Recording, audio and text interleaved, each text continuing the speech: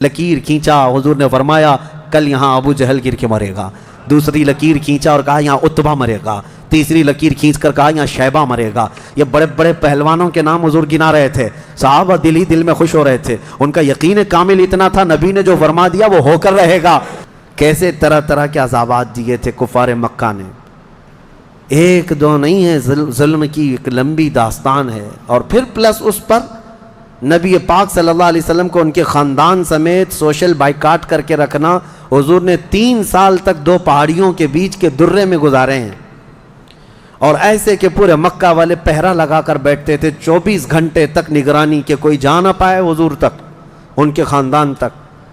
ان دنوں میں نبی پاک صلی اللہ علیہ وسلم پتے کھاتے رہے اور چمڑوں کو ابال کر کے پانی میں وہ کھاتے رہے۔ 3 سال گزرے ہیں، جبکہ مشرکین مکہ میں سے ہی کچھ اہل خیرت جو تھے انہیں رحم آ گیا ان معاملات کو، اور انہوں نے یہ معاہدہ توڑا۔ وہ آ کر کے، کوئی دوسرے نہیں، صحابہ نے نہیں، جو کافر تھے انہی میں سے 10-12 لوگ، انہوں نے دیکھا اتنی تکلیف یہ ہم میں ہی سے تو ہیں، اور وہ بھی قریش خاندان جو ہم میں سے سب سے معزز خاندان ہے، اس کا ایسا بائیکاٹ کرنا کہ ان تک ایک چاول کا دانہ نہ پہنچے۔ یہ کیسی مصیبتیں ڈال کر رکھی گئیں اپنے بھائیوں پر۔ مشرکین نے خود یہ توڑا تھا معاہدہ، اور پھر ان کو ہر طرح کے سہولیات مہیا کر دی تھی حضور کے خاندان کو۔ یہ تکلیفیں 70 صحابہ مکہ چھوڑ کر کے حبشہ جا چکے تھے ہجرت کر کے، معمولی بات ہے؟ آپ کے محلے سے 4 لوگ جائیں کیا حالات ہوتے ہیں۔ یہ آج ظالم کتے جو ہے گھروں کے دروازوں پر زبردستی کا بورڈ لگا کر کے پلائن کرتے رہتے ہیں، ہاں، کہ یہاں سے محلہ خالی ہو رہا ہے مسلمانوں کی وجہ سے، ایک ہندو گھر یہاں سے شفٹ ہو رہا ہے، ہجرت کر رہے ہیں، مائیگریٹ کر رہے ہیں۔ یہ ناٹک ہے، کوئی چیز نہیں۔ کبھی تم نے تاریخ یہ بتائی کہ 70 صحابہ جو اپنا گھر بار سب چھوڑ کر، جس میں خود رسول اللہ کی بیٹی بھی ہے، حضرت رقیہ اور حضرت عثمان غنی، دونوں حضور کے داماد بھی، حضور کی بیٹی بھی ہیں، یہ حبشہ چلے گئے تھے ہجرت کر کے۔ حضور صلی اللہ علیہ وسلم کے خاندان کے کتنے لوگ، حضرت جعفر طیار مولا علی کرم اللہ وجہہ الکریم کے سگے بھائی ہیں۔ حضور پاک صلی اللہ علیہ وسلم کے خاندان کے کتنے لوگ نکل کے جا چکے تھے حبشہ میں، ایتھوپیا، عرب لوگ افریقہ میں جا کر کے رہ رہے ہیں۔ اور پھر اس کے 3 سال کے بعد حضور خود ہجرت کر کے چلے گئے مدینہ۔ تو حضور ہجرت کر کے گئے تو کیا اکیلے گئے؟ 1 سال نہیں گزرا تھا کہ مکہ میں جتنے مسلمان تھے سب کے سب ہجرت کر کے مدینے چلے گئے۔ مکہ والوں کو سکون سے رہنا چاہیے نا، بات ہو گئی نا۔ میں آپ کو بتا دوں، کفار و مشرکین کبھی کسی بات سے راضی نہیں ہوتے، اور نہ کبھی یہ سکون، ذہنی سکون ان کو نہیں حاصل ہو سکتا۔ تم اگر کوئی محلہ چھوڑ کر کے بھی چلے گئے تو تمہارے سے دشمنی ان کی کم نہیں ہوتی۔ جو دشمن ہے وہ دور بیٹھ کر کے ہی جلتا رہتا ہے کہ وہاں سکھ سے کیوں رہ رہے ہیں یہ لوگ، یہاں سکون سے کیوں رہ رہے ہیں لوگ۔ مدینے جب رسول پاک اور ان کے صحابہ گئے تو مکہ والوں کو تو جو معاملہ تھا ختم ہو گیا، جن سے تمہاری روزانہ لڑائی ہوتی تھی وہ جا چکے، نہ ان کے صحابہ ہیں نہ وہ رسول پاک وہاں پر ہیں۔ نہیں، اس کے باوجود ان کفار مکہ نے کیا کرنا شروع کیا؟ 10 لوگ، 15 لوگ، 20 لوگ کبھی جتھا بنا کر کے مدینے تک جاتے تھے، رات کے وقت وہاں کے مسلمانوں کے باغیچے کھجوروں کے جلا کے آ جاتے، اور کبھی اگر 2-4 صحابہ مسلمان باہر نظر آتے تو ان کو پکڑ کر پیٹتے تھے، مارتے تھے۔ کہاں پر؟ مدینے میں جا کر۔ جب اس قدر ظلم بڑھ گیا تب میں آپ کو بتاؤں 13 سال کے بعد اللہ نے جہاد کا حکم نازل فرمایا۔ اے محبوب کھڑے ہو جائیں اور جو آپ سے لڑ رہے ہیں ان سے مقابلہ فرمائیں۔ 13 سال تک تو کبھی لڑنے کا حکم نہیں آیا۔ مدینہ طیبہ میں جانے کے بعد جب مسلمانوں کی اپنی ریاست بن گئی، وہاں اپنی ایک حکومت اسٹیبلش ہو رہی ہے، تب یہ جا کر کے اگر اس کے اندر دسیسہ کاری کریں، پیوند کاری کی بجائے وہاں جا کر کے شب خون ماریں رات کے وقت، تو پھر اللہ تعالیٰ کا حکم نہیں آئے گا۔ میں اس سے قبل ایک مثال سے پوچھا تھا آپ کو، یہ کہتے ہیں نا، آج بھی ہم نے 22ویں پارے میں ایک آیت پڑھی ہے، ملعونین اینما ثقفوا اخذوا وقتلوا تقتیلا۔ اس کو وہ 26 آیتوں میں گناتے ہیں جس کو یہ لوگ کہتے ہیں آتنک کا بڑھاوا دیتی۔ اللہ نے فرمایا لعنت کیے ہوئے لوگ ہیں یہ سب، جہاں پائے جائیں پکڑے جائیں اور ٹکڑے ٹکڑے کر کے مارے جائیں. یہ آیت ہے. اور یہ کہتے ہیں کہ یہ دیکھو آتنک کو بڑھاوا دیتی، یہی دیکھ کر کے مسلمان کاٹتے ہیں سب کو. میرے عزیزو، آیت جو نازل ہوئی کب ہوئی؟ یہی میں نے آپ کو یہی مثال اس سے قبل بتائی تھی. ہمارا دیش، ہمارا ملک امن و امان کے ساتھ رہ رہا ہے. 4 لوگ بھی اگر دشمن ملک کے ہمارے ملک میں داخل ہو جائیں تو ہائی اتھارٹی کیا حکم دے گی؟ سپریم کورٹ ہو یا وزارت داخلہ، ہوم منسٹری ہو یا کوئی بھی ڈپارٹمنٹ کے لوگ کیا حکم دیں گے؟ یہ 4 دشمن جہاں پائے جائیں ان کو پکڑو اور مار دو. پولیس کو تو آن دا اسپاٹ شوٹ کرنے کا حکم ہوگا، انکاؤنٹر کر دیں ان کا. کیوں؟ ہمارے ملک کا نقصان کر سکتے ہیں. یہی بات تھی مدینے میں جا کر کے جب مکہ کے کفار نقصان کر رہے تھے، صحابہ کو مار رہے تھے، حکم آیا کہ اب ان کے ساتھ نرمی نہیں، اب ان کے ساتھ لڑو اور اپنی جان کی حفاظت کرو. آج ہر ملک اتنا ڈیفنس کا اختیار رکھتا ضرور ہے. جاؤ گھس کر کے دکھاؤ کسی ملک میں، بغیر ویزے کے جائیں گے تو پکڑ کر کے مار ڈالیں گے، بارڈر کراس کرو تو شوٹ کر دیں گے، جبکہ چوری کرنے کی نیت نہ ہو تب بھی. لیکن اسلام جو مارنے آ رہے تھے ان کو مارنے کا حکم دیا. اب سنو بدر کیوں ہوئی تھی. مسئلہ یہ تھا، دوسری ہجری تھی، مکہ مکرمہ میں قافلہ تجارت کا قافلہ ملک شام جا رہا تھا. اچھا، اب شام کا جو لوکیشن ہے وہ مدینے کے پاس سے ہو کر گزرتا ہے. راستہ ایک شاہراہ ہے، یعنی جس کو کہتے ہیں ہائی وے، سب سے بڑا انٹرنیشنل ہائی وے اس زمانے کا، وہ مدینے کے پاس سے گزرتا تھا. تو ملک شام تجارت کے لیے جو جانے والے ہوتے تھے مکہ سے، وہ اسی راستے سے جاتے، مدینے کے پاس سے قریب سے گزرتا. قریب کا مطلب بہت قریب بھی نہیں. تو نبی پاک صلی اللہ علیہ وسلم نے فرمایا جب تک ہمارا مکہ والوں سے امن کا ایگریمنٹ نہ ہو جائے، معاہدہ نہ ہو جائے، ہم ان کا ہر راستہ بھی روکیں گے، ہم ان کا راستہ بھی روکیں گے. ہوتا ہے یا نہیں؟ اگر آپ کا کسی دوسرے سے جھگڑا ہو جائے تو آپ آس پاس کے راستے بھی بلاک کر دیں گے کہ دشمن ادھر کے راستوں کو بھی استعمال نہ کرے. یہی معاملہ تھا. حاج جو ہے دنیا کو میں بتاؤں، یہ راستہ روکنے والی بات کو بھی میں بتاتا ہوں. کہتے ہیں کہ مکہ والے تجارت کے لیے ملک شام جا رہے تھے تو ان کا راستہ روکنے کا کیا حق تھا؟ مدینے والوں کو کیا حق تھا؟ آج مجھے بتاؤ، جس ملک سے تمہاری دشمنی ہو جائے کیا وہ اپنا فلائی زون تمہیں یوز کرنے دے گا؟ تمہارا پلین بھی اڑ کے جا سکے گا اس ملک کے اوپر سے؟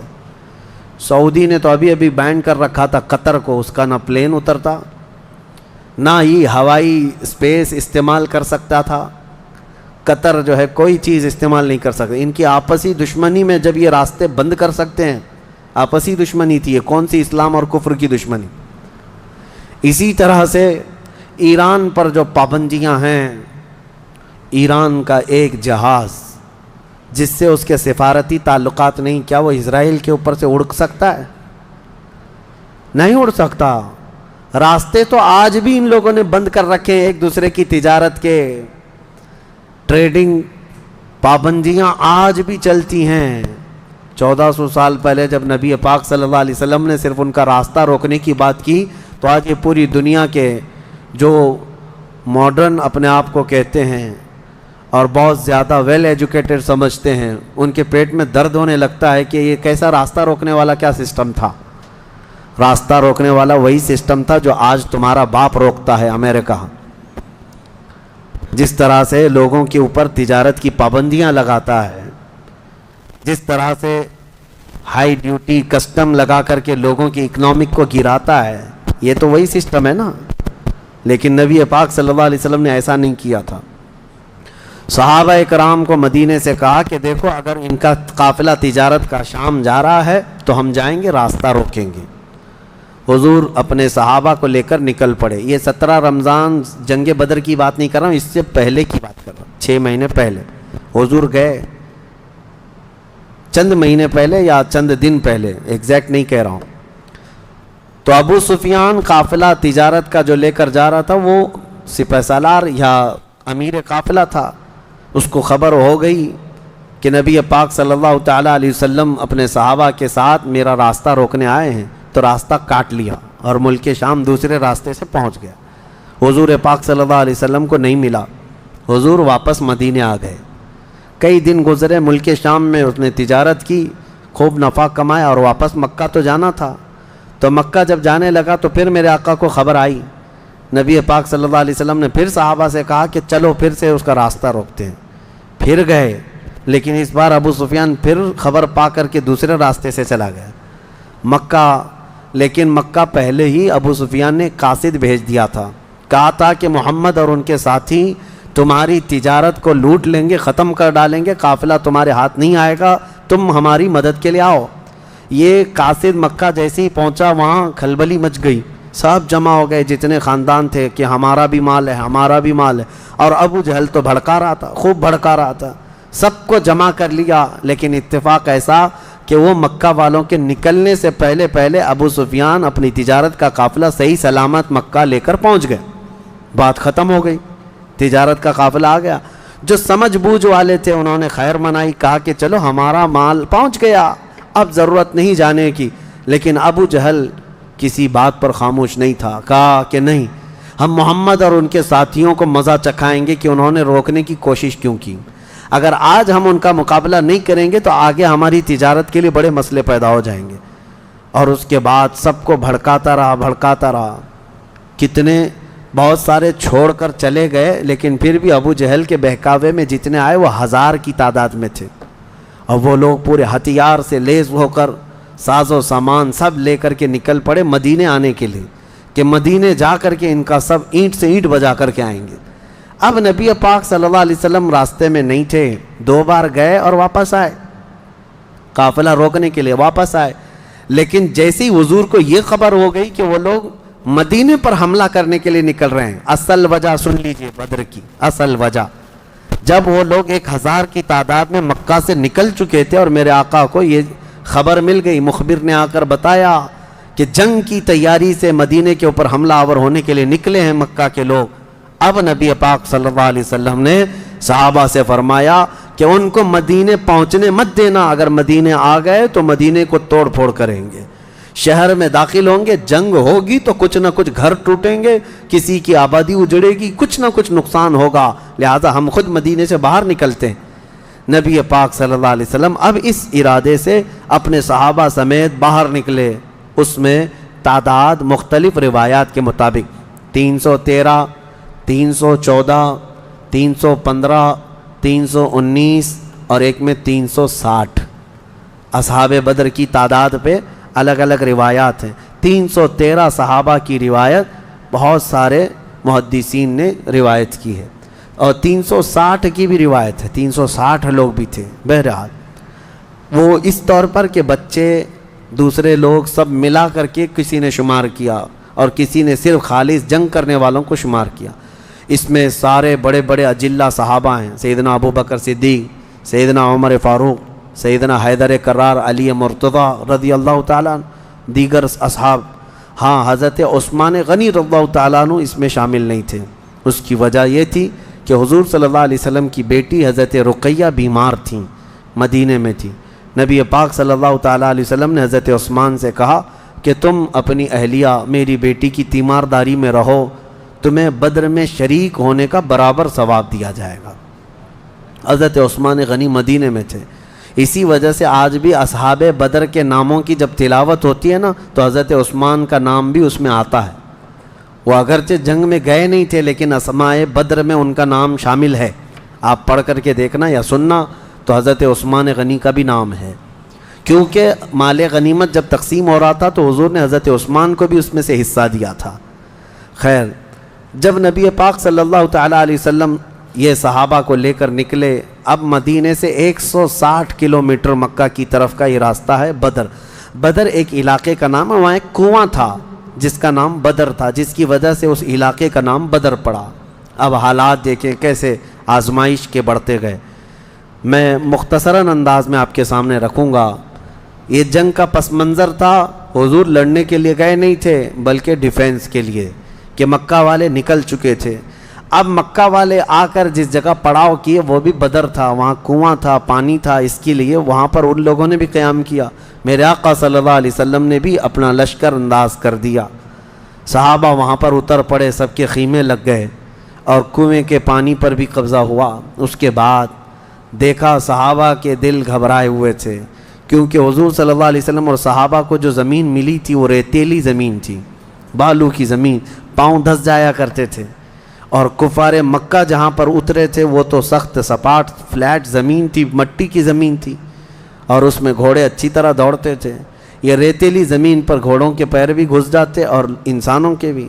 اچھا یہ بات بھی میں بتا دوں، کل تعداد صحابہ اکرام رضوان اللہ تعالیٰ علیہ مجمعین کے ساتھ 313 صحابہ میں صرف 4 گھوڑے تھے، 4 گھوڑے، یہ 4 گھوڑوں پر بیٹھ کر کے گئے ہیں۔ کون سوار ہوا ہوگا، کون پیدل چلا ہوگا؟ اور اونٹوں کی کچھ تعداد، اس کے علاوہ تلوار سب کے پاس نہیں، اور جس کے پاس ہے ان کی سبزیاں بھی کٹتی نہیں۔ ان حالات میں تو وہ گئے تھے۔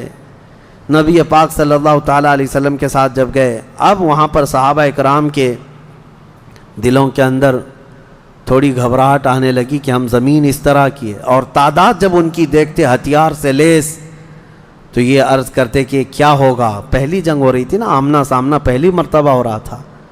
اب نبی پاک صلی اللہ تعالیٰ علیہ وسلم سب صحابہ کو لے کر رات کو بیٹھتے ہیں۔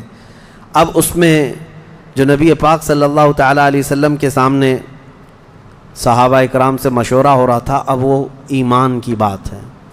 حضور نے صحابہ کی بات یہ سنی کہ جو مہاجرین تھے وہ یہ کہہ رہے تھے کہ انصار کا تو کچھ گیا نہیں، ہمارا گیا ہے، مکہ میں ہمارے مال لوٹے، ہماری جائیدادیں لوٹیں، انصار مدینے میں رہتے ہیں، مکہ کے کفار نے ان کا تو کچھ بگاڑا نہیں۔ ہو سکتا ہے کہ انصار جو ہے جنگ میں انٹرسٹ نہ لیں، ان کا کیا گیا ہے، یہ مہاجرین کی جنگ ہے، انصار جو ہے ہو سکتا ہے انٹرسٹ نہ لیں، وہ نہ آئیں، یہ ان کے دلوں میں بات تھی۔ حضور پاک صلی اللہ علیہ وسلم نے محسوس کر لیا، کیونکہ 69 انصار صحابہ اس کے اندر تھے، 69 بڑی تعداد ہوتی، 70 صحابہ تقریباً انصار تھے۔ اب دلوں میں جب یہ بات آئی مہاجرین کے کہ پتہ نہیں ہے لڑیں گے کہ نہیں لڑیں گے، کیونکہ ان کا تو کچھ گیا نہیں ہے نا، جیسے آج لوگ کہتے ہیں میرا تھوڑی نا اس سے کوئی مسئلہ ہے۔ تو پھر نبی پاک صلی اللہ علیہ وسلم نے رات کے وقت انصار صحابہ کو پہلے بلایا، سب بیٹھے ہوئے تھے، مشورہ کرنا تھا۔ سید الانصار حضرت سعد ابن معاذ رضی اللہ تعالیٰ عنہ انصار کے سردار تھے، بلایا اور پوچھا کہ تمہارا کیا مشورہ ہے، آپ کا کیا مشورہ ہے جنگ کے سلسلے میں۔ سنو، حضور پاک صلی اللہ تعالیٰ علیہ وسلم کی بارگاہ میں حضرت سعد بن معاذ سب سے پہلا جواب کیا دیتے ہیں؟ کہتے ہیں یا رسول اللہ صلی اللہ علیہ وسلم، پورے انصار کی طرف سے تو میں ترجمانی کرنے کے لیے کھڑا ہوں، لیکن میرے آقا کیا ہم بھی کوئی پوچھے جانے کی چیز ہیں؟ آپ کے سلسلے میں ہم بھی کوئی پوچھے جانے کی چیز ہیں؟ اور حضرت سعد ابن معاذ کہتے ہیں قسم رب ذوالجلال کی، مدینے سے برق الغماد یمن تک بھی آپ جائیں، انصار کا ہر بچہ آپ کے قدموں کے ساتھ ہوگا۔ آپ تو صرف بدر تک آئے یا رسول اللہ، اگر ہمیں پیدل یمن تک بھی لے جاتے ہم آپ کے پیچھے جاتے۔ ان کے الفاظ میں سناؤں، ایمان تازہ ہو جاتا ہے۔ حضرت سعد ابن معاذ رضی اللہ تعالیٰ عنہ فرماتے ہیں یا رسول اللہ صلی اللہ علیہ وسلم، آج میں سارے انصار صحابہ کی طرف سے ترجمانی کرتے ہوئے، جس کو کہتے ہیں ریپریزنٹیٹیو، میں کھڑا ہوں، عرض کرتا ہوں میرے آقا اگر کسی کے ذہن میں یہ بات ہے تو وہ نکال دے کہ ہم صرف اپنے وطن میں رسول اللہ کی مدد کرتے ہیں، بلکہ اللہ کے نبی صلی اللہ تعالیٰ علیہ وسلم جس کونے میں جائیں گے انصار کو وہاں حضور پائیں گے۔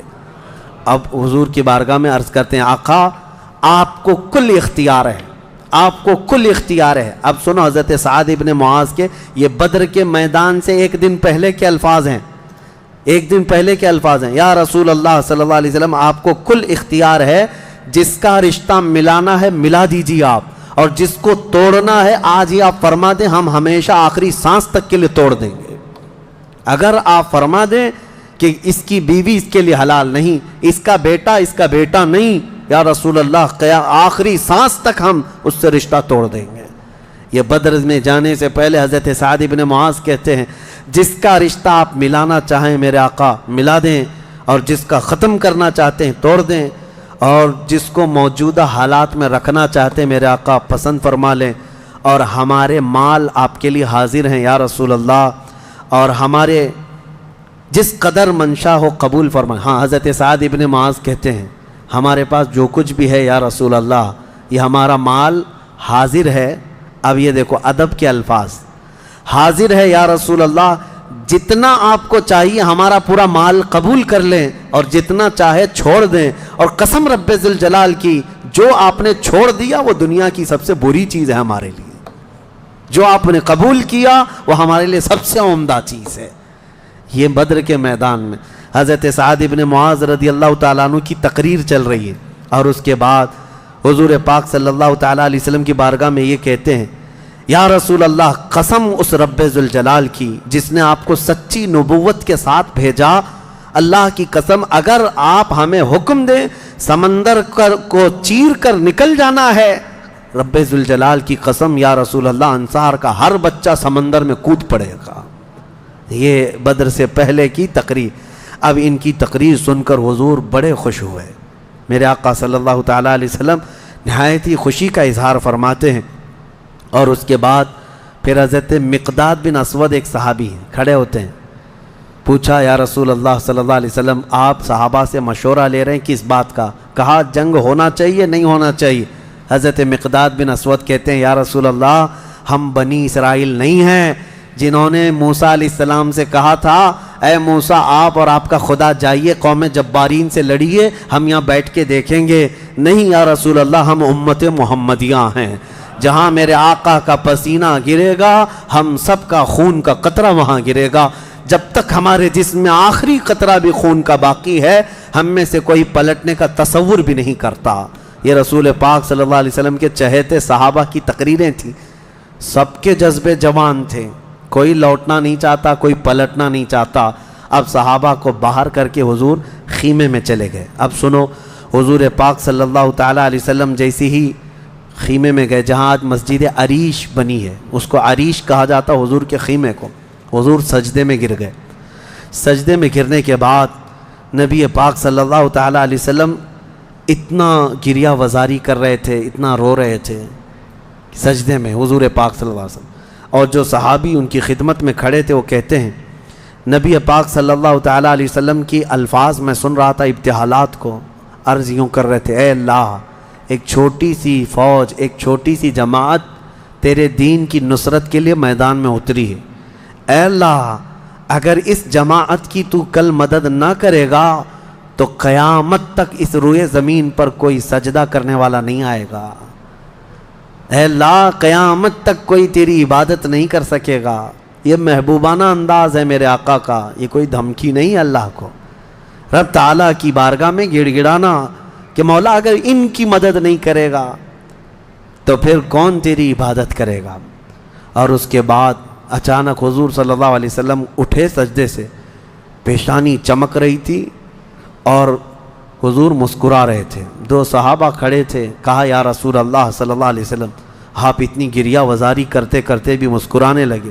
کہا میرے رب نے میری ڈھارس بندھا دی، مبارک ہو بشارت ہو، میں نے ابھی ابھی جبرائیل کو جنگی لباس پہن کر اترتے دیکھا ہے، جبرائیل امین آ گئے ہیں۔ وہ صحابہ دوڑے دوڑے گئے، باہر جا کر کہے مبارک ہو اللہ کے نبی کو مدد آ گئی ہے۔ ابھی رات کا حصہ گزرا نہیں تھا کہ بارش برسنے لگ گئی۔ میرے آقا نے فرمایا میرے صحابہ اللہ کی دوسری مدد آ گئی۔ صحابہ نے پوچھا یہ کیسے؟ کہا جاؤ میدان میں دیکھو، ریت کی زمین پر بارش ہوئی تھی تو ریت پوری جمع ہو گئی، مضبوط ہو گئی، اور کافروں کی زمین پر بارش برسی تو کیچڑ ہو گیا، ان کے پیر پھسلنے لگ گئے، ان کے گھوڑے بدکنے لگ گئے، اور صحابہ کے پیر ریت میں بالکل مضبوط جم کر رہ گئے۔ حضور نے فرمایا بارش بھی اللہ نے تمہاری مدد کے لیے نازل فرمائی۔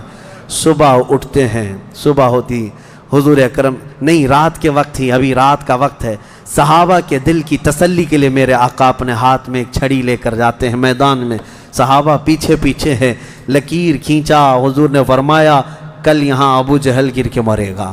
دوسری لکیر کھینچا اور کہا یہاں اتبا مرے گا۔ تیسری لکیر کھینچ کر کہا یہاں شیبہ مرے گا۔ یہ بڑے بڑے پہلوانوں کے نام حضور گنا رہے تھے۔ صحابہ دل ہی دل میں خوش ہو رہے تھے، ان کا یقین کامل اتنا تھا نبی نے جو فرما دیا وہ ہو کر رہے گا۔ رات کے وقت ہی صحابہ کو یہ معلوم تھا ان کفار کے کتنے وکٹ گرنے والے ہیں، کتنے پہلوان زمین بوس ہونے والے ہیں، کتنے موت کی گھاٹ پہنچنے والے ہیں۔ صحابہ کو یہ معلوم ہو گیا تھا اور دل چوڑے تھے، سینے کشادہ تھے۔ صبح ہوتی ہے، نبی پاک صلی اللہ تعالی علیہ وسلم ابھی اپنے خیمے میں تھے، عریش میں، میدان بدر کے خیمے میں تھے۔ ایک صحابی دوڑتے ہوئے آتے ہیں، آ کر کے بارگاہ مصطفیٰ میں عرض کرتے ہیں یا رسول اللہ صلی اللہ علیہ وسلم ہماری تعداد بڑھ گئی، ہماری تعداد بڑھ گئی۔ حضور پاک صلی اللہ علیہ وسلم سے وہ کہہ رہے ہیں پہلے کافروں کی تعداد اتنی زیادہ تھی، 1000 کی تعداد، صحابہ دیکھتے گھبرا جاتے، اور اس پر وہ کمینے کیا کر رہے تھے؟ رات بھر ناچ رہے تھے، گانے گا رہے تھے، کباب بھون رہے تھے اور نعرے لگا رہے تھے جیت ہماری، جیت ہماری، جیت ہماری، جیت ہماری۔ ان کے الفاظ تھے، اشعار گنگنا رہے تھے، اور رات بھر کھانا پینا، رقص سرور، ڈھول باجے سب چلتا رہا، اور ادھر صحابہ عبادت میں مصروف ہیں، اللہ کی بارگاہ میں گڑ گڑا رہے ہیں۔ اور صبح جب ہوئی تو ایک صحابی دوڑتے ہوئے آئے، کہا میرے آقا ہماری تعداد بڑھ گئی ہے، 313 نکلے تھے لیکن میدان میں اب بہت زیادہ ہو گئے ہیں ہم لوگ۔ حضور پاک صلی اللہ علیہ وسلم نے فرمایا میرے چہیتے جاؤ، وہ ہماری تعداد نہیں، اللہ کے ملائکہ آ چکے، اللہ کے فرشتے آ چکے تمہارے اس فوج کے اندر۔ صحابہ کہتے ہیں جب میدان میں ہم اترے، اب یہ 17 رمضان المبارک جمعہ کا دن تھا، یوم البدر، یوم الفرقان جس کو کہتے ہیں۔ میرے عزیزو، اسلام کی عظیم تاریخ پنہاں ہے، اس میں عظیم تاریخ پنہاں ہے۔ نبی پاک صلی اللہ تعالیٰ علیہ وسلم کی طرف سے میدان بدر میں سب سے پہلے اترنے والے کون لوگ تھے؟ کون لوگ تھے؟ سب سے پہلے نبی پاک صلی اللہ تعالیٰ علیہ وسلم کی طرف سے حضرت امیر حمزہ رضی اللہ تعالیٰ، دوسرے حضرت ابو عبیدہ بن جراح، تیسرے حیدر کرار شیر خدا علی مرتضیٰ رضی اللہ تعالیٰ عنہ۔ یہ تینوں حضرات اترے، اور ان کے مقابل میں جو کفار آئے تھے وہ اپنے اپنے وقت کے بڑے بڑے پہلوان تھے، بڑے بڑے پہلوانوں کو انہوں نے اتارا تھا میدان بدر میں۔ اور جب مقابلہ ہوا تو سب سے پہلا وار حضرت امیر حمزہ کا سامنے والے پر پڑا، وہ گاجر کی طرح کٹ کر گر گیا ایک ہی وار میں۔ حضرت ابو عبیدہ بن جراح زخمی ہوئے، سامنے والے سے تھوڑے زخمی ہوئے، پھر حضرت حمزہ نے وہ بھی محاذ سنبھالا اور ان کے مقابل کو بھی مار کر گرایا۔ ادھر حضرت علی کرم اللہ وجہہ الکریم کی عمر کم تھی، اس وقت ان کی عمر زیادہ نہیں تھی، 22 سال کی عمر یا 25 سال کے اس وقت کی عمر تھی حضرت علی کرم اللہ وجہہ الکریم کی۔ اس وقت حضرت علی جب آئے بالکل جوانی، یعنی 20-22 سال کی عمر، مولا علی کرم اللہ وجہہ الکریم نے اس سے جب مقابلہ کیا تو ذوالفقار حیدری نے ایسا ضرب لگایا کہ اس کی لوہے کی ٹوپی کاٹتے ہوئے 2 ٹکڑے ہو گئے۔ پہلی مرتبہ بدر کے میدان میں آواز آئی تھی سارے صحابہ کی اللہ اکبر، یہ نعرہ تکبیر تھا جو سب سے پہلے بلند ہوا۔ فرماتے ہیں اس آواز کی ہیبت ایسی تھی کہ کفار کے خیمے ہل گئے اور ان کی صفوں میں ہلچل مچ گئی، دہشت طاری ہو گئی۔ صحابہ کے اسی نعرے کو دیکھ کر علامہ اقبال نے شعر کہا تھا، یہ نکلے تھے مڑی ہوئی تلواریں لے کر، کٹی ہوئی اور زنگ آلود تلواریں لے کر جن سے سبزی نہیں کٹتی تھی، لیکن جب نعرہ لگائے تھے اللہ کی مدد ایسی آئی تھی کہ یہ سب زمین بوس ہو گئے دشمن۔ اقبال نے کہا تھا کفر دم توڑ دے گا ٹوٹی ہوئی شمشیر کے ساتھ، کفر دم توڑ دے گا ٹوٹی ہوئی شمشیر کے ساتھ، گر تم نکلا جاؤ ایک بار نعرہ تکبیر کے ساتھ۔ یہ انہی صحابہ کا نعرہ تھا جب انہوں نے پہلی مرتبہ بلند کیا۔ یہ لڑائی چلتی رہی شام تک، شام ہونے نہ پائی، دوپہر تک اس لڑائی کو پہلے ایک کے بعد دیگرے، اس کے بعد پھر گھماسان کی لڑائی ہوئی۔ لیکن کفار مکہ میں سے کچھ لوگ کہتے ہیں ہم تو بڑے حوصلوں سے آئے تھے لڑنے کے لیے، بڑے حوصلوں سے آئے تھے، جن کو یہ مدینے میں مکہ میں پکڑ کے مارتے تھے وہ آج ان کے مقابل میں تھے، کوئی کسی کا غلام تھا، کوئی کسی کا رشتہ دار بھی تھا، لیکن مقابلے میں جب آئے وہ کفار مکہ کہتے ہیں ہم تو بڑے ہمت کے ساتھ لڑنے کے لیے آئے تھے، لیکن جب ہم لڑنے جا رہے تھے تو ہمارے مقابل میں اجنبی لوگ آ رہے تھے، اجنبی لوگ آ رہے تھے، اور ان کی ہیبت ایسی طاری ہوتی کہ ہم نے ان کو نہ مکے میں کبھی دیکھا تھا نہ مدینے میں کبھی دیکھا تھا۔ یہ وہ بدری ملائکہ تھے جو جبرائیل امین کی سپہ سالاری میں آئے تھے۔ اب یہاں ایک بات میں بتانا چاہتا ہوں، ایک فرشتہ اتر جائے کافی ہے۔ آپ کو پتا ہے قوم شعیب جب نافرمانی کر رہی تھی تو اللہ تعالیٰ نے عذاب کیا بھیجا تھا؟ جبرائیل امین علیہ السلام کو اتارا تھا، انہوں نے ایک چیخ ماری تھی، چنگھاڑ، اور ان کی آواز کی ہیبت سے جتنے پہاڑوں میں تھے یہ قوم شعیب سب کے بھیجے کانوں سے نکل آئے تھے اور زمین پر گر کر مر گئے تھے۔ تو یہاں جبرائیل امین اکیلے آ جاتے، صرف آواز لگاتے، کسی کو تلوار اٹھانے کی بھی ضرورت نہیں، یہ 1000 پورے کیڑے مر جاتے۔ لیکن یہ وجہ کیا ہے؟ مفسرین نے فرمایا یقیناً ایک فرشتہ بھی مدد کے لیے کافی ہوتا، لیکن اللہ نے بدر کے میدان میں 5000 فرشتے اتارے، یہ عظمت مصطفیٰ کے لیے، یہ رسول اللہ کی عظمت کے لیے۔ کبھی کبھار تعداد جو ہے وہ شان بتانے کے لیے ہوتی ہے، عظمت بتانے کے لیے ہوتی ہے۔ ہاں ایک جھنڈا کافی ہوتا ہے، لیکن کبھی 10 جھنڈے لگاؤ تو اس کی عظمت بڑھ جاتی ہے۔ ہاں 2 باڈی گارڈ کافی ہوتے ہیں، لیکن 10 کھڑے ہو جائیں تو اس کی ہیبت اور طاری ہوتی ہے۔ یہ ایک انسانی ذہن بنا ہوا ہے۔ اللہ تبارک و تعالیٰ نے اپنے محبوب کی عظمت شان کی وجہ سے 5000 ملائکہ کو اتارا۔ اب یہ جنگ ہوتی رہی، اس میں صحابہ تو لکڑیوں سے جنگ کرتے رہے، سب تلواروں سے نہیں، کچھ صحابہ تو لکڑیوں سے جنگ لڑتے رہے، اور لکڑیوں سے کئی کو مار کے گرایا، اور 70 جو ہے موت کے گھاٹ اتر گئے، اور اس میں معمولی 70 نہیں تھے، بڑے بڑے گرو گھنٹال تھے، جتنے بھونکتے تھے مکہ میں بیٹھ کر۔ ابو جہل مر گیا، حضرت بلال حبشی کا آقا امیہ بن حرب وہ مر گیا، اور کئی ایسے بڑے بڑے عتبہ شیبہ جیسے بڑے بڑے کافر، یہ سب کے سب موت کے گھاٹ اتر گئے۔ بدر کی ایک لڑائی ایسی کہ اچھوں کی جڑ کاٹ کر رکھ دیا۔ اب یہاں پر حضور پاک صلی اللہ تعالیٰ علیہ وسلم کا رحم بھی دیکھیں۔ حضور ملاحظہ فرما رہے تھے، جب امیہ گر کر زخمی ہوا تھا، حضور نے جو صحابی لڑ رہے تھے کہا کہ روک دو اس کو۔ امیہ جو لڑ رہا تھا وہ بڑا ہٹا کٹا پیسہ والا مکہ کا بڑا آدمی تھا، تو جو صحابی لڑ رہے تھے انہوں نے گرا دیا، وہ زخمی ہو کر گرا، حضور نے فرمایا چھوڑ دو اس کو، وہ صحابی ہٹ گئے۔ حضور نے فرمایا بلال حبشی کو بلاؤ۔ بلال کہاں ہے؟ بلال آئے، کہا اے بلال آؤ، جتنا اس نے تڑپایا تھا خوب آج تم بدلا لو اس کے ساتھ، کیونکہ یہی وہ تھا جو حضرت بلال کو ایک ڈرم میں ڈال کر دن بھر رکھتا تھا، لوہے کی ایک ٹاکی بنا کر اس میں ڈال کر اوپر سے ڈھکن ڈال کر گرم دھوپ میں ان کو ایسی رکھ دیتا تھا، بغیر کھانا پانی دیے شام تک ان کو کھولا جاتا تو ان کا جسم پورا اجمرا ہو جاتا تھا۔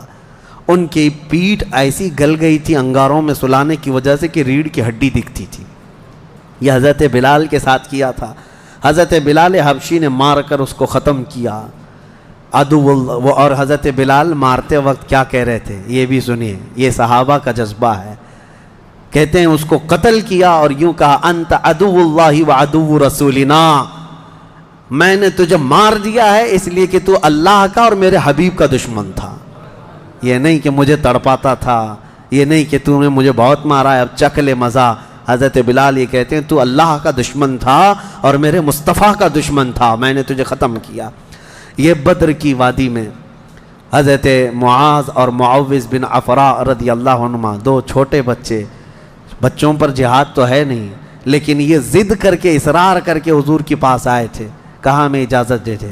میرے آقا نے ان کو اجازت دی تو یہ جنگ میں شریک ہوئے۔ حضرت عبد الرحمن بن عوف کہتے ہیں صاحب بڑے بڑے صحابہ، جنگ کے میدان میں نفسا نفسی کا عالم ہوتا ہے، اپنا ڈیفنس کرنا ضروری ہوتا ہے، کہاں سے تیر آئے کہاں سے تلوار آئے، لیکن یہ 2 بچے اس طرح سے میدان میں ہیں کہ حضرت عبد الرحمن بن عوف سے کہتے ہیں چچا ہمیں ایک بات بتائیے، ابو جہل کس کا نام ہے؟ حضرت عبد الرحمن بن عوف کہتے ہیں میں ہنس پڑا، ان کی عمر 13 سال کے آس پاس کی تھی۔ کہتے ہیں یہ کیا کرو گے تم؟ وہ سردار قریش ہے، پہلوان ہے مکہ کا۔ ان بچوں نے کہا ہم نے دیکھا تو نہیں مگر سنا ہے اس خبیث کے بارے میں کہ وہ ہمارے آقا کو گالیاں دیتا ہے، وہ ہمارے نبی کو گالیاں دیتا ہے۔ یہ اصل محافظین مصطفیٰ تھے، محافظین ناموس رسالت تھے، نبی پاک صلی اللہ علیہ وسلم کی عزت کے لیے۔ میرے عزیزو، یہ بچے کھیلنے کے لیے ضد نہیں کر رہے تھے، جان ہتھیلی پر لانے کے لیے ضد کر رہے ہیں۔ حضور پاک صلی اللہ علیہ وسلم کی بارگاہ میں آئے، اور اس کے بعد حضرت عبد الرحمن بن عوف کہتے ہیں میں ابھی بات چیت کر ہی رہا تھا کہ ابو جہل سامنے گھوڑے پر بیٹھا جا رہا تھا، میں نے اشارے سے بتایا وہ دیکھو وہی مردود ہے جو گھوڑے پر جا رہا ہے۔ یہ دونوں بچے چیل کی طرح جھپٹ گئے اس کی طرف اور بھاگتے ہوئے اس کی طرف گئے۔ ابو جہل کو یہ ایکسپیکٹیشن ہی نہیں تھا، یہ امید ہی نہیں تھی کہ اس کے مقابل میں کبھی کوئی بچہ آ سکتا ہے۔ غرور و تکبر میں ہمیشہ وہ سوچتا تھا بڑے بڑوں سے ہی لڑنا ہے ہم کو، اور دیکھا تو چھوٹے بچے آئے، ایک بچے نے گھوڑے کی ٹانگ پر تلوار ماری، ابو جہل نیچے گر گیا، گھوڑا بھی گرا وہ بھی گرا، اور جیسے ہی گرا دونوں اس کے سینے پر چڑھ کر بیٹھ گئے، سینے پر چڑھ کر بیٹھ گئے اور گردن پر تلوار رکھی۔ تو جانتے ہیں ظالم یہ زمانے بھر کا بڑا گستاخ اور گستاخوں کا باپ کیا کہتا تھا، عربی میں شعر کہہ رہا ہے اس وقت، کہتا ہے میں عرب ہوں موت سے ڈرتا نہیں، میں عرب ہوں موت سے ڈرتا نہیں، لیکن افسوس مجھے اس بات کا ہے کہ میرے مقابل کا آیا نہیں۔ اس کو افسوس یہ ہے کہ مجھے کوئی پہلوان نے مارا نہیں، مجھے چھوٹے بچے مار رہے ہیں۔ اور بعض لوگوں نے کہا ہے کہ اس کی یہ خواہش تھی، کہا کاٹنا ہے تو گردن تھوڑا نیچے سے کاٹو، کیونکہ سب کٹے ہوئے گردنیں رکھی جائیں تو میری گردن تھوڑی اونچی دکھے۔ غرور و نخوت کبھی نہیں جاتا، گھمنڈ و تکبر کبھی نہیں جاتا۔ ان بچوں نے ختم تو کر دیا ابو جہل کو، اور مشہور ہے کیا ہی بہترین کہا، ہم جیسے لاکھوں کروڑوں کی جوانیاں ان بچوں کے قدموں پر قربان، ہم ان کے ناخنوں تک بھی نہیں پہنچ سکتے جنہوں نے دفاع کیا ہے، ڈیفنس کیا ہے میرے مصطفیٰ کی عزت کا۔ اوروں نے کافروں کو مارا ہوگا، ان بچوں نے تو پورے کفر کو مارا ہے۔ اوروں نے جاہلوں کو مارا تو انہوں نے ابو جہل کو مارا ہے، جہالت کے باپ کو مارا ہے۔ اسی جنگ میں شہزادے حضرت معاذ کا مونڈھا کسی کافر نے مار کر کے ختم کر دیا، تلوار سے کندھے کو مار دیا، لیکن جذبہ ختم نہیں ہوا۔ اس بچے نے دوسرے ہاتھ میں تلوار لی اور لڑنا شروع کیا، اور اپنے ہاتھ کو پیر میں دبا کر کھینچ کے نکال دیا۔ یہ زیادہ دیر تک نہیں، یہ دونوں شہزادے لڑتے رہے میدان بدر میں۔ شام سے پہلے پہلے دونوں بچے بھی شہید ہوئے، حضرت معاذ بھی شہیدوں میں ہیں، حضرت معوذ بھی شہیدوں میں ہیں۔ کس باپ کے یہ بیٹے تھے، کس گھر میں آنکھیں کھولی تھی انہوں نے، جہاں ماں کو قرآن کی تلاوت کرتے سنا، باپ کو محراب عبادت میں دیکھا، اور گٹھی میں ان کے پلایا ہوا تھا عظمت مصطفیٰ۔ سب سے پہلی چیز ہے میرے عزیزو، یہ جان دے چکے میدان میں نبی پاک صلی اللہ علیہ وسلم۔ شام کے وقت جنگ کا پانسا کیسے پلٹا، یہ صحابہ ایسے گھستے چلے گئے ان کے صفوں میں کہ وہ ہیبت سے بھاگنے پر مجبور ہو گئے۔ مکہ کے کفار جتنے بھی تھے سب کے سب اپنا ساز و سامان چھوڑ کر میدان سے بھاگنے لگ گئے۔ وہاں پر اپنے مویشی چھوڑا، اپنے بہت سارے چھوڑا، یہاں تک کہ 70 قیدی پکڑ میں آئے اور 70 مارے جا چکے تھے، 140، اور صحابہ میں 13 شہید تھے، 1 زخمی تھے۔ 13 شہید ہوئے، 1 زخمی تھے، حضرت عبیدہ بن حارث وہ بھی راستے میں جا کر شہید ہوئے۔ تو جنگ بدر کے ٹوٹل شہید 14 ہیں، باقی وہ 70 اور 140 پورے ٹوٹل یعنی قیدی ملا کر۔ شام کے وقت اب سنو میرے آقا صلی اللہ علیہ وسلم کا معجزہ۔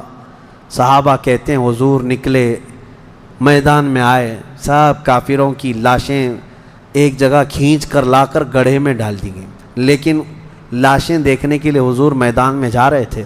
صحابہ کہتے ہیں قسم خدا کی ہم نے دیکھا حضور نے جس کے لیے جو دائرہ کھینچا تھا وہ کافر وہیں گر کے مرا تھا، ایک بال بھی باہر نہیں تھا۔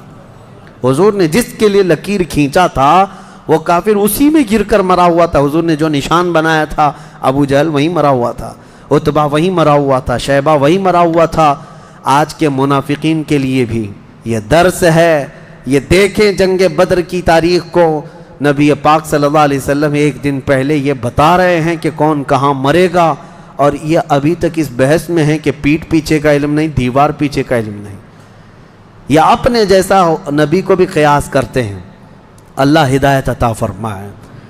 اب شام کے وقت سارے وہ لاشوں کو لا کر ایک گڑھے میں جمع کر دیا، اور جو مسلمان صحابہ تھے ان کی لاشیں جمع کی گئیں اور ان کو عزت کے ساتھ احترام کے ساتھ اسی بدر کے میدان کے قریب دفن کر دیا گیا۔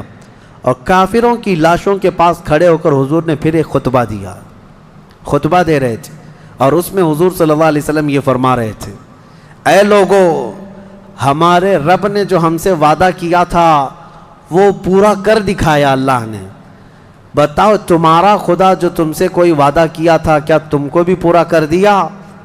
کیا تم نے موت کے بعد وہ چیز پا لی جس کے لیے تم لڑتے تھے؟ صحابہ پوچھنے لگے، یا رسول اللہ صلی اللہ علیہ وسلم آپ یہ کس کو سنا رہے ہیں؟ یہ مرے ہوئے کفار کو۔ حضور نے فرمایا یہ تم سے بھی زیادہ سنتے ہیں، مرنے کے بعد وہ تم سے بھی زیادہ سنتے ہیں۔ اسی لیے حضور پاک صلی اللہ علیہ وسلم نے فرمایا کہ مردہ لوگوں کی باتیں تو چھوڑیں، چلنے والوں کے پیر کے چپل کے نیچے جو آواز آتی ہے وہ بھی مردہ سنتا ہے، اس کے کان بڑھ جاتے ہیں۔ اب مجھے بتاؤ میرے عزیزو، بدر میں مارے گئے ہوئے غلیظ قسم کے کافر جب باتیں سن سکتے ہیں تو اللہ کے اولیاء اپنی قبروں میں کیوں نہیں سنتے؟ انبیاء کرام اور اولیاء کرام اپنی قبروں میں نہیں سنتے؟ ہم جاتے ہیں اور اسی یقین کے ساتھ جاتے ہیں کہ وہ قبروں میں ہماری باتوں کو سنتے بھی ہیں، اور اللہ نے ان کو تصرف اور اختیار دیا ہو تو ہمارے حق میں اللہ کی بارگاہ میں سفارش بھی کرتے ہیں۔ یہ ہے جنگ بدر۔ اس کا خلاصہ یہی ہے کہ وہ اگرچہ 313 نہتے تھے لیکن یقین کامل تھا۔ اسی کو اقبال نے کہا ہے، یقین محکم عمل پہ ہم، جہاد محبت فاتح عالم، جہاد زندگانی میں ہیں یہ مردوں کی شمشیریں۔ کہ یہ وہ صحابہ تھے، ان کے بارے میں کہتے ہیں اللہ کے شیروں کو آتی نہیں روبائی، اللہ کے شیروں کو آتی نہیں روبائی۔ یہ لومڑی کی طرح نہیں رہتے بلکہ ان کا عزم حوصلہ بڑا جوان تھا، اور میدان میں اترے تھے تو نہ یہ تلواروں کے بھروسے آئے تھے نہ ہاتھی گھوڑوں کے بھروسے آئے تھے، بلکہ ان صحابہ کا صرف یقین یہ تھا اللہ ہمارے ساتھ ہے، رسول ہمارے ساتھ ہے۔